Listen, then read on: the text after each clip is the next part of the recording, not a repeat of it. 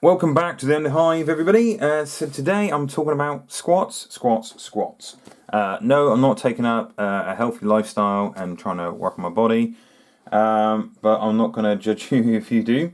I'm just going to pretty much drink hot chocolate and assemble miniatures, because that's how badass I am. Squats. Yeah. So, for me, a new Necromunda campaign is on the horizon. I have played Goliath for the first time in my very first Necromunda campaign, proper campaign, because I did a couple of little games here and there, so I kind of knew what I was doing with them, and pretty much got every achievement in our local campaign. So as a joke, all the local guys said, don't use Goliath ever again.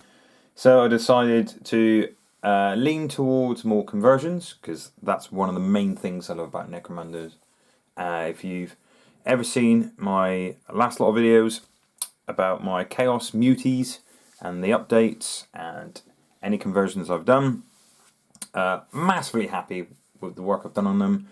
Some great models out there, and like the great Lord and Saviour Carl Johnson says, every model is a Necromunda model. And it's very, very true. I have converted so many different models, from Blood Bowl to Warcry, you name it, generic 40k, AOS. I try to stick to GW models and convert them all to my weird and wonderful mutants. But I won the second campaign with those guys, and as a joke, I got told not to use those either, which is fine, because I like to not collect all the gangs, even though I have started doing that. But I wanted to try a different gang, a different feel. So I know there's two lots of corpse grinders in our next campaign, so I'm not going to go with corpse grinders. But other than that, it's a bit of a mystery. I do think our arbitrator is going to go with Escher, because he loves his ladies, and they are wicked models. So what am I going to go with? Squats. I haven't seen squats in any of the two campaigns we've been running so far, so I want to be a special snowflake and use squats. But I wasn't massively happy with the Ironhead squats, mainly because, I don't know, I can't put my finger on it. I'm not a massive fan of the heads, so I was going to swap the heads out with maybe some Spellcrow miniature heads, because I do like their Norse heads, to make them more, in my head, dwarfy. I can hear the accent when I look at the models with those heads on in my head. A nice Norse accent. But I have picked up a box. I said I wasn't going to. I picked up a box, and I'm going to use those as my Jews and as my main characters. I've picked up the Kill Team, not squats technically. They are just standard Votan. So I don't dislike the Votan in 40k, but when they came out, I was like, meh, they're okay. But when the Votan were announced for Kill Team, I thought those guys look absolutely boss. So my very first gang was Delac years and years and years ago when they were metal. I didn't understand Necromunda. I never played Necromunda, and I thought these guys just looked like furniture movers. But it looks like the Votan have broken into the old Delac locker room and found all the coats. But they don't quite fit, because these guys are a bit more bulky. But I love the models. I think the models are wicked. Now, if you haven't seen the models, obviously, standard GW level of detail, they look absolutely sick. Got a nice missile launcher there. Got some wicked knives, some pretty fancy pistols with some nice dwarven runes on there as well. But for me, it's the trench coats. They just look like absolute bosses. So I'm going to use these guys as my leaders and my champs, because I think they're just riddled with detail and some just cool character kind of poses. I think they're wicked. There is another kill team for the Votan, and they look pretty cool, but they look more pure Votan, if you know what I mean. Even though it's like one of them's got a Gatling laser and things like that. So this video is basically me saying about what I'm going to do for my next campaign, and this is part one of my journey, and still on the sprue. I haven't touched them yet, Why haven't I touched them yet? Because as soon as I said I'm going to do squats, and I started picking them up, I even went to Warhammer World, not specifically to pick up squats. I went there with a couple of friends, and I asked for the Ironhead EXO driller, and they didn't have any in stock because there was nothing on the Forge World site. There's nothing in the Forge World store. I thought, what's going on here? Have they just run out? What's happening? Didn't really get an answer. And within the week, the news of more squats have been announced. And the new Diddy Prospector EXO drillers, but they're EXO-KYN, have been revealed. So they are the dumpier version of the EXO driller. And some people have been saying a bit derpier, but I think it's a very good nod too. So I have, since I've come back from Warhammer World, found out they are back in stock. At the moment, as I'm recording this video, they're currently in stock. I don't know if they will be time you guys watch this video, but I did pick up one of these guys, and in-game, they're fairly expensive for a hanger-on, for a brute. But I just think it looks wicked. So as standard, they come with a massive claw and a flamer, and in the box you can swap out the flamer for, if we can see it through the blister, a girt big heavy bolter. So you can see it just there. And I'm going to go with the heavy bolter because I think a bit more range. It's just fun. Lots and lots of shots. Probably run out of ammo. Flamers are alright. They really are. But I don't know, just more shots seem like more fun. Plus, Blaze can be a bit of a feel-bad vibe. If you're playing against Corridor and 50% of the models have fire, you're dropping tokens, you're falling off buildings. Sometimes it's just not fun. So maybe gauge how many players or models in your campaign are going to have fire before you start spamming that kind of thing. But yeah, these dinky EXO drillers are very, very similar, and a good nod to this one. Therapy, I don't personally think so. I would definitely swap the heads out.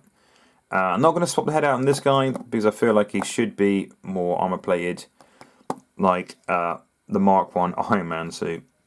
I think it's a very good nod to this. Obviously, it's scaled down.